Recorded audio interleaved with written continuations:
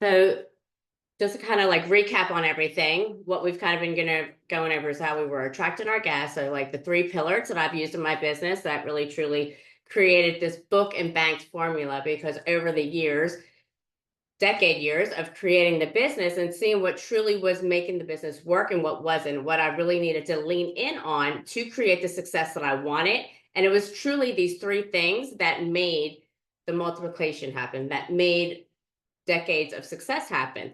And so it's attracting the guests that we want to serve, creating that foundation of the vision that we have for our business, what it is that how we want to make an impact on the community that we live in the industry, on the people that come and serve with us on our teams, all the things. Like what type of impact do you want to make? What is it that you wanted to create when you got into this beauty industry, when you decided to open up your own business or go into a suite, booth rent, or you just want to be involved in a great, amazing team. Like there's always something that we envision that we want to create. What was that for you? And that's kind of like where we started this out. What's our vision? What is the impact that we want to make? What's the mission that we want to create? And then who are the guests that we want to serve? When we step into that and know those things, we're building that pure foundation of our business so that when there's things coming up in our business that aren't aligning with what we want, like what those core values are of why we're creating what it is. And when there's something that comes up that doesn't align with it, then we know like that's a hard no. We're not going there. If it does kind of align with it, then we can reevaluate things and see what's going on. And so once we take and do that, we can know who we're attracting and how we're going to do that, right? So there's a journey that we have to go into to create the success in our business. And that's our marketing funnel. You know, it's our guest funnel, it's our marketing funnel, it's our finance funnel, like it's all of it in one. And what it really is like first our awareness, like how are we going to get in front of the guests that we want to serve. We talked about that on Monday about how we don't only have to use social media. It's a great tool. It's not the only tool we have. It's not the only thing that we are able to use in order to create what it is that we want. It's a great tool to utilize, right? So don't hear me wrong on that. It's a great tool to utilize, but it's not the only one. Sure, truly, if you want to take and grow fast, you need to get in front of your guests. You don't need to be only using something that you have to wait for them to come to you. So you're getting people aware of you. That's the first part of anything that we're going to do is like the awareness of where they're taking and seeing us. Like how are we going to get in front of them? You know, how are you going to use that? So what are the tools that you can use? And that's social media that is taking and doing even Pinterest. We talked about that, how you can take and use SEO on Pinterest local and do ads because we all know the first thing we do is we Google where we want to see what we want to do, what we want to find. And unless it's coming up like right there on the internet part of it, it goes to Pinterest or it goes to YouTube. So those are two avenues. Pinterest and YouTube are the great avenues to use of tools in order to get your SEO out there, and you can do ads locally on both of those. So if you haven't even thought about that or ventured into that, I would go there. Like I'd go there, like Facebook and Instagram ads are great. Google ads absolutely are great because that's the SEO, right? But in order to like really get the SEO part of it, and that's the most important thing when we're taking and someone's searching for us, they have to have that search engine optimization. And those are the only two platforms that truly have it. So it's Pinterest and YouTube. So if you haven't looked into that, look into that. The biggest thing that you want to make sure is that the analytics are set up correctly. Who you're targeting is set up like 100%. And that's why I'm so keen on like, who is your ideal guest? Like I'm talking like, who is it you want to serve? Like literally, are they moms? Are they dads? How old are they? What kind of jobs do they have? Where do they hang out? All those things, because that's how you are going to get yourself in front of the people that you want to take and serve. And that goes into like, the awareness of it. Where are they at? Where are they hanging out? So partnering with local businesses, local boutiques, other individuals in the beauty industry. If you're a salon owner and you don't have nails or anything like that, partner with a nail salon, partnering with a spa, a medical spa, all those things that we know that people are there because they want to look good. People are there because they care about what they look like and they're really taking and focusing in on what it is that they they're willing to spend their money, right? So if you want to be in business and you want to create an amazing revenue from it, you have to make sure that you are spending your time wisely and where you are going to get the best bang for your time. Not only your money, right? But the time. Where are we spending our time? Because for me personally, my time is worth so much more than the amount of money I spend on something. I want to know that if I'm going to spend 3 hours somewhere, that I'm going to get a good return on my investment. And that's where I talk about like taking and partnering even with nonprofits that you really align with and that your ideal guests are also aligned with, right? And so knowing who those organizations are, partnering with them, even in an event. It's great even to do events that have if you are into any kind of like organizations, like nonprofits, most of them are always trying to raise money, right? So what do? They do fashion shows, they do all different kinds of things, right? But how can you partner with them? Which one thing, it gets you in front of their audience, right? It also allows you that opportunity as a team to serve. It's so huge for our communities outside of our industry, outside of our business, to know who we are as individuals, as teams, as salon owners, as individuals that are truly making a difference in the community, and how you can do that. I can't tell you so much of that, how important that is for your business. So if you're one that's like, well, I don't really like to like, I don't like people, I don't want to get out and socialize, I don't want to take and be in a network marketing thing or a network community thing where I have to like talk to somebody I don't know. I'm really stage shy. I don't like to talk to people I don't like. Get over it. If you want to build a business, you need to do things that are uncomfortable or you're going to grow slow. So you can choose not to take and step into the places that you need to because you're too shy. You're an introvert. I am the biggest introvert there is, but I know in order to create what I want, I have to get over myself and I have to step into that place, because on the other side of you not taking and stepping into where you know you need to, that's going to create the results that you want for your business, for your family, for your life. You are not the only one that's suffering because you're not doing what you need to do. I think all of us know there's an area in our life that we should be stepping into, doing something, but we shy away from it because we're scared. We don't really know what to say to people and all those things. But I want you to think about, what if you did do it? What would the results be? And how could it truly, literally change your life? How could you, like, if you stepped into somewhere and you met this amazing banker, right? That actually, like, you gained a relationship with, they know your business now, that when you went to think about a new thing that you want to bring into your salon, maybe you want to do another location, maybe you wanted to open up your own suite building, right? But you need to have relationships with banks to get the things going. Because if you have a relationship with them, they're going to work harder for you to get that loan. They're going to share with you all the things that you can do, even not utilizing them to be able to get the results that you want. Creating relationships in our business is so important. And the only way we can do that is if we get out in the community and we network, so that we make it more about serving others, not only so I get something in return, but serving others to really make an impact where you are. And the results are always beneficial to you as well, because you are doing something that's not only for you, but to truly help others in a way to help grow their business, help get their organization out, whatever it is, help make an event that they have to really give back in a way, but like you can come alongside of them and really make an impact with them. Like, it's such a difference when we look at our businesses in a different way, so that it's not only about us and our business, right? But like, even in those times of moments, you're not only making relationships and connections, you're meeting new guests that are going to come to your business. But the one thing that I want to stress to salon owners, you are creating a culture in your business with your team. And right now, more than ever, that is the most important thing that you need to do. And if you are in a suite, we'll just say, right, and you are by yourself, that is okay. But you can do the exact same thing as a suite building owner, or even just somebody that owns a suite in one of these places that's running that space, you can take and do the same thing and create this amazing culture within all the other suite owners. The same thing in a booth rental salon.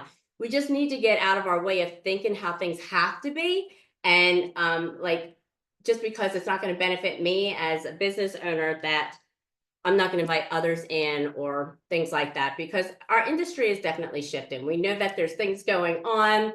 People definitely want to be more independent and things like that. But trust me, being in a salon atmosphere, having a team around you, there's no other, doing it by yourself always is so friggin' lonely.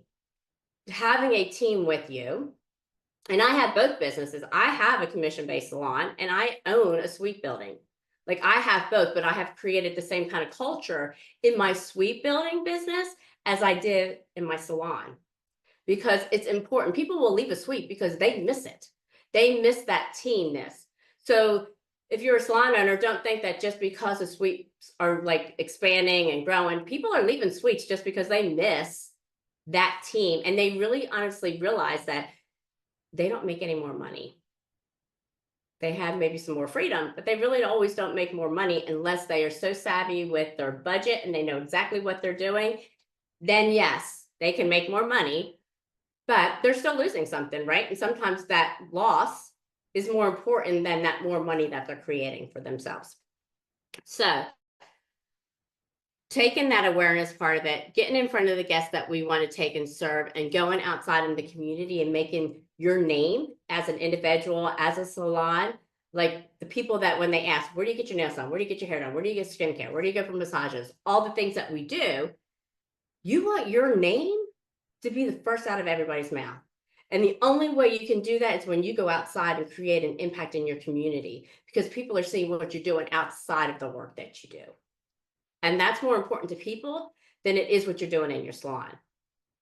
So you grow your business, you grow an amazing reputation with your name, and you don't lose that way. So we have the awareness, that's our awareness part of it. Then we have the engagement. How are we going to engage with these individuals to get them to come in and be our guest, so that they can really truly experience what it is that we do, what we're all about, and how we are set apart from every other salon down the street, spa down the street, all of those. Like, how am I different? What is it that I'm doing to set myself apart from everybody else in the industry? You have to have that. You have to have that part of your wowness that others see and they're like, man, I keep hearing about this person. I need to go. This salon, I keep hearing about how amazing they are, how amazing their team is. Like, they are a team. They are about helping each other no matter what. Like, they're all in together as a team, not as individuals. And that's what they want, right? And so, like, that's what you want. You want them to hear these great things about you and how of an impact you are making. So the engagement, like building these connections, building the trust, you have to be able to do those. And how you do that is you show it in whatever it is that you're doing, being on IG stories, being on Reels, being on TikTok, showing it in the social media way where people are watching. You're going to stop that scroll so that they see what you're about. That's the most important things. And then you always, always want to be able to track those things that you're doing. So you want to be able to track going out and doing events outside in the community. How can you do that? Like, so if you were going to take and do something out, and say you decided to like even run a booth, right? Like, say we're in October, it's breast cancer awareness. You could do pink hair for hope, right? So like you can do pink hair extensions, right? For a donation, right? And that you're going to be donating it to that cause. It's SoCap extensions. I know they have one. There's other ones that do something. Or you can just buy the pink extensions yourself and give it to a foundation that you want to. And all the profit that comes from it, it goes to them, like you're giving back in that respect. But what happens is when you go out in the community and do something even like that, the people, how are you going to be able to then re-engage with them? What is it that you can do to get that re-engagement in so that you can start connecting with them and share with them what you're all about? It's going to places like that to have something that you're able to get their names, their emails, and their phone numbers. So what are you going to do? You're going to give a raffle away or something like that. You're going to be giving something away so that they can win it. So everybody that comes by you that wants some information, gets an extension or buys some whatever it is that you're going to be doing there, make sure that you have a way to gather information, people's information, because who doesn't want a basket full of products, or go in and get an amazing new haircut and color or a set of nails or whatever it is, right? But you have to have something in order to take and get the information that you need, so that now you can create engagement with them. You can create this relationship building and the connection. If you don't do anything like that, you wasted your time and your money going to that event. Yes, you may have done a good cause, and so that is a great thing to do. However, for your business, you wasted your time and your money, because it's not going to come back to you, because more than likely, the people that do go, they're not always going to remember the name, your name, or the salon's name. Maybe 10% of them will, and is that worth it? For me, it's not. So make sure that you have something in place so that you can take and do that. I can't tell you how many of salon owners and suite owners and all that are in my community that never thought about that. That how it was just a waste. They thought that because they were getting their name out was okay. But you have to have a way to collect things so that you can take that next step, because there has to be a purpose of why you're doing what you're doing. And so that's where you're building those connections. And then you have to have a way to like get the matrix off of it. You have to know how, you have to be able to track things. And that's how you can do it on Instagram and all that. You can see your attraction by what you're, go back into the analytics parts and look at that and see how you're growing in that way. But if you're out in the community and doing something, you have to have something so you can track that if that was worth it or not. Was that worth you losing the money that you were out of the salon that day? Was it worth the money that you had to invest in it? That's why you have everything that you do in business, you have to have a why am I doing this? And what is the result that I want from it? If you're just doing it just to do it, and there's not a true purpose behind it that's going to give you a result to grow your business, then you really need to think about, is that something that I want to do? So anything that you do, any decisions that you make in your business, as an individual, as a salon owner, it doesn't matter. Anything that you're going to do in your business, you need to make sure the reason why you're doing it, what's the purpose, what are the results that you want to get from it, and is that going to happen? Like, so you need to make sure that you're looking at things in this respect. Is it going to grow my business? If it's not going to do anything for my business, do I want to spend that time and money focused on that one thing if I'm not going to get a return on my investment? And a return on investment is not always about money. It's about your time and everything else that you're doing. The next step is you're going to take and you have to start the conversation. You have to start creating this relationship so that it makes guests motivated, your ideal guests motivated to come and see you. How are you going to do that? What are the examples? What are the things that you can get in place? These are the systems things we talked about the other day. What are the things that you can get in place so that you are always now creating this relationship, getting in front of them, creating the connections, all those things. So what does that kind of look like? It's like you taking the action, like online booking. Is it easy to do that? Do you have first time visit offers? Do you have like consultations? Like all the things, think about how is it that I can help bring them in? What is it that I can do? Referral programs, all the things that we can do for new guests. And then track that. You're able to track those things on our softwares and things like that. So you want to make sure whatever you're putting in place that you track it, put it in place in there so that when that person comes in, that your front desk, that on your forms, whatever the way that you guys have it, that it says, how did you get to know us? How were you referred to us? How did you hear about us? Whatever it is, you need to be tracking that on everything. New guest, returning it. Like you want to know how every guest, new guest that walked in your business, how they heard about you. Because if you're spending $5,000 a month on advertising, and one advertisement that you're doing with one company is getting such a high return, why would, and the other one's not, why would you keep doing with the other one? But if you don't measure it and you don't track these things, you don't know. And I'm talking like you need to be diligent in it. If you're doing two Google ads, one is for color, one's for haircut, we'll just say that. You need to put that in the software that way, so that when they come in and they say, "Oh, I saw you on Google Ad." "Oh, what ad did you see?" You have to have these things in place so you know what you're doing and you know what your return on these things are. If you don't, like, you're missing the mark. And anytime you're doing an advertisement, you need to make sure that you have urgency with it. So make it like a short period of time and there's a date.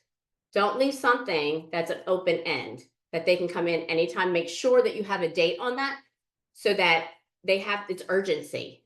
You don't want it for like a month, 2 months. Make it for a short amount of time, create that urgency, they get in there. If not, you're not able to see the results from that. I'm sorry, these allergies are killing me. Said that all day yesterday too. And then the next part of our funnel for our guests, get them in, is the retention. Like once we get them in, they're booked with us, they're seeing us. How are we going to retain them? What is it that you're doing that makes you so special that they want to keep coming back? And it's not just what you do, and it's only a piece of it. There's so much more about how you're making them feel, how they felt before they even walked in the door. What did that look like? Are you sending them a welcome email so that they are prepared for when they come in and know what to expect?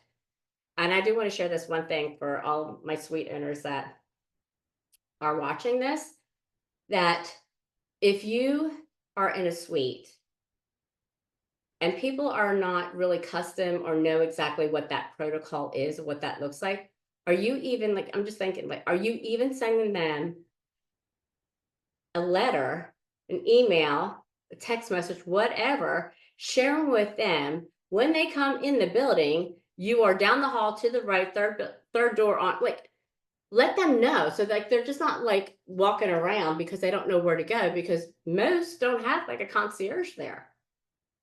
So now your guest, new guest that comes in, has no clue where you're at, feels stupid because they're going to everybody else's suite and it's not you. Think about these things. These are the things that people don't do that will set you apart. So is that what you want to be, set apart?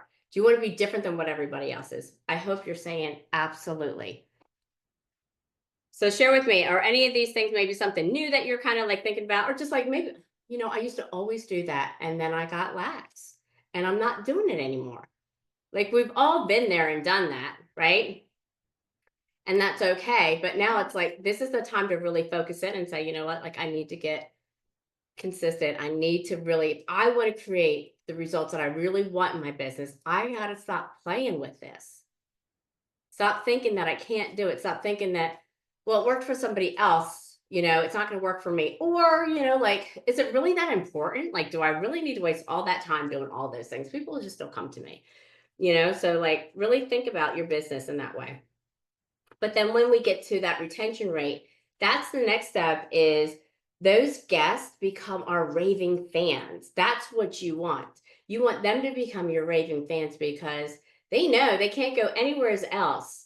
Not only get this service done the way they like it, but the experience that they have, like they're always, wow, my gosh, like, can she do anything other? Like, is there another thing that she can do that just makes this experience so friggin' amazing that nobody else has ever done? Like, those are the wow factors you want. Like, what is it that, great shampoos, what can you add to that great shampoo? Hot towels, hand massages, And that's another thing too with our guest experience. Everybody is so different. So what would it look like for you to even make up something to ask those questions for people? Like, do you like a shampoo that is softer and gentle? Do you like to be able to, feel it and have that great massage? Or like, are you the type that wants your scalp scrubbed off your head? Because there's some people that are like that, right? And so, like, knowing those things, do you like that pampering part of it, or do you just want to get done and out? Like, find out, because not everybody wants that luxury. They want to be in a luxury salon, but they don't want all that pampering stuff, right? But be able to still be in that presence of that, in that environment of that, and what they're receiving with all the other stuff. But that may be something they don't like. Those are things that I'm talking about when you make things customized to individuals that sets you apart. It's not like you have to do everything that everybody wants, but What is it that you do that maybe somebody doesn't really like and they're cringing every time you do it? And that's the reason why they left, because they really don't like a harder shampoo like the other people like. I know it's stupid, right? But like my husband hates, I said it yesterday, my husband hates like a strong shampoo. I love them. I want to know my scalp is clean or whatever. Like I just want to feel it, I guess. Um, but so like making sure, like, and when you get to that point that those guests are like raving fans, like they've been with you. A loyal guest is not loyal until they've been with you 3 to 4 times. The statistics are for every business that a new business will only retain 10% of the new people that come into their business, right? Like our average in our industry is like 20 to 30%. So maybe you're getting 10 new clients in a month and you're only keeping 3 of them. It's because you haven't given them this wow factor.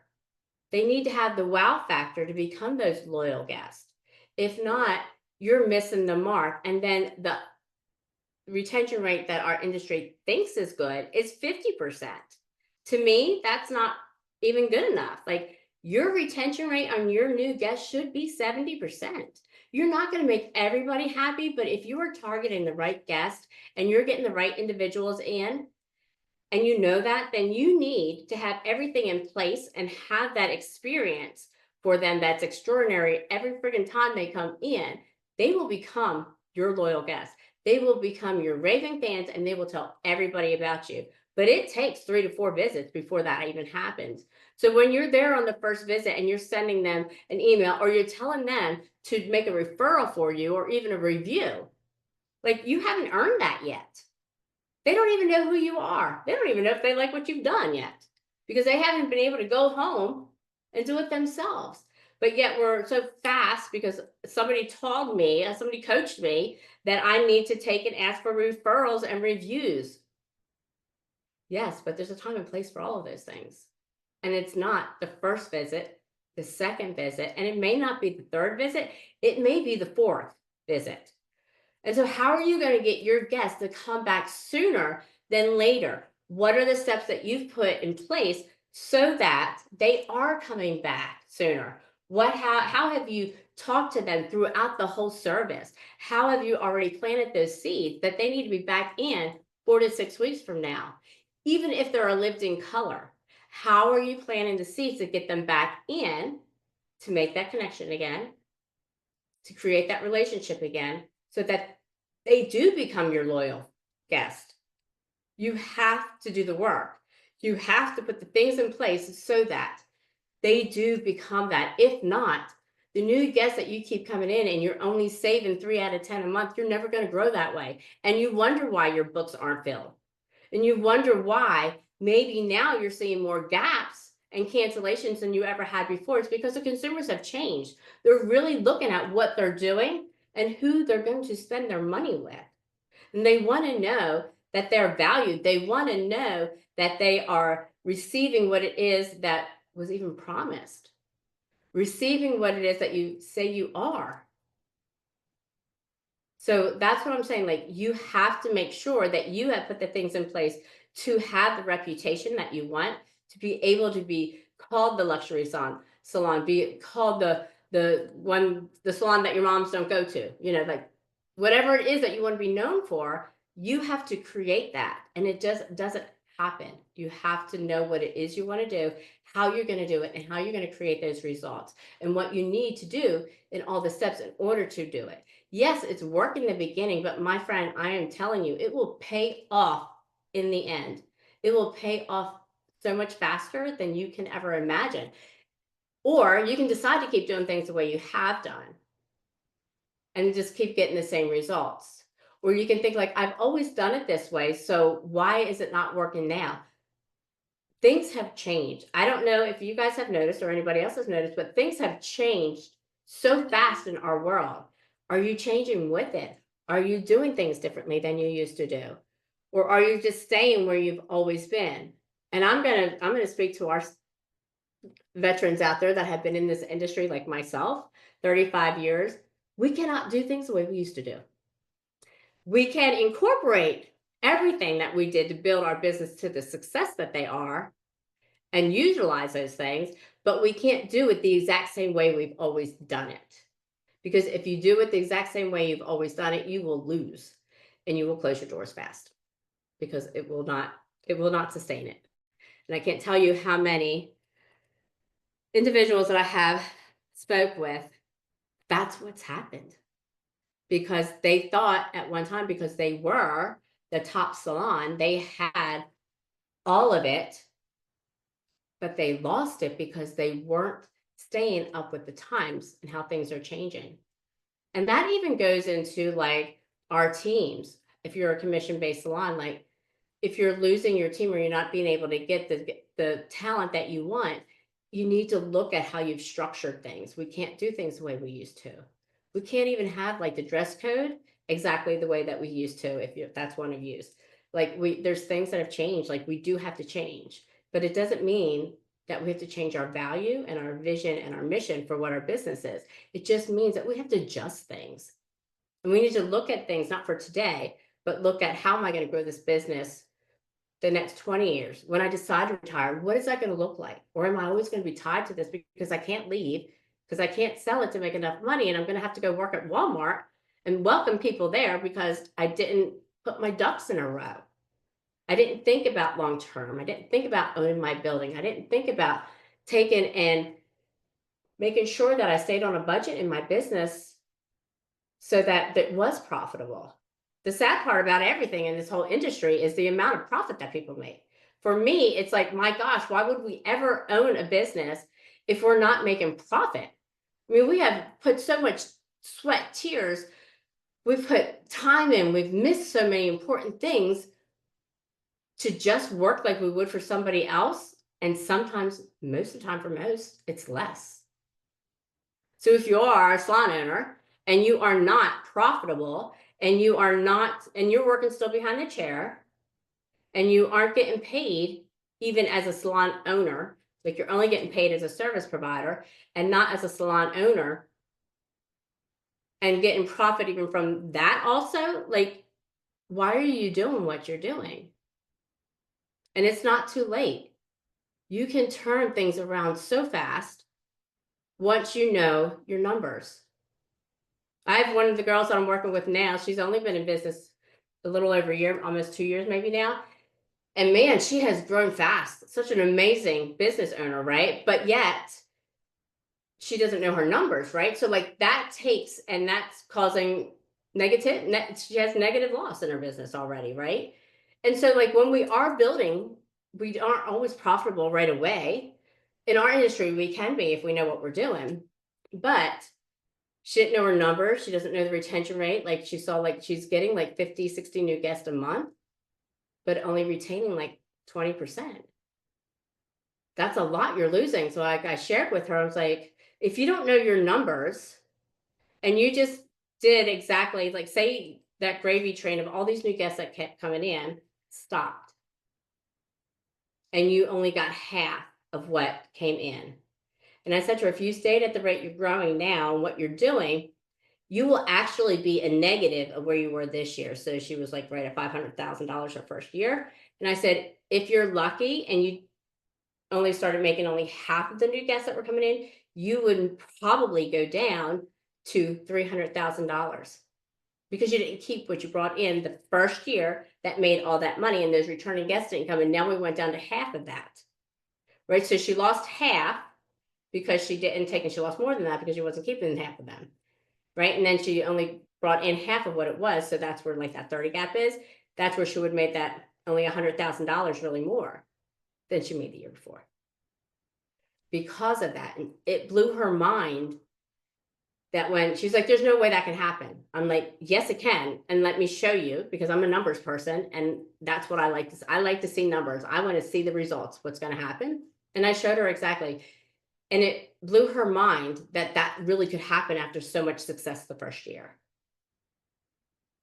And I don't know if that's been anybody that they've had success and now they're seeing it go backwards. That's because we are not watching the things that we need to. So that's where the retention rates come in. That's where the next part of the business is, like, we attract, we get them in. Now, how are we going to retain them? Those are the things I was just talking about, right? Like, what are the things that you're putting in place so that you do retain your guests? What are the numbers that you're looking at? What is the journey of your guest experience? What is all those things? Where are you taking and making sure that you're implementing every single thing that you need to in your business so that they are returning and they become your loyal guest? And so that's where it's in everything. It is in your processing before they even come into your business. It's like we're the awareness. Then when they get to like the processing, now they're gonna like book an appointment, what that all looks like. Then they arrive and what their experience looks like and how does that go? How does that flow? How does the delivery of the service? What were the wow moments that you brought? And then what is the checkout like and the rebooking? And showing them the products that you used to sell the retail. So don't say you're not a salesperson, because you are. You sell what you serve every day.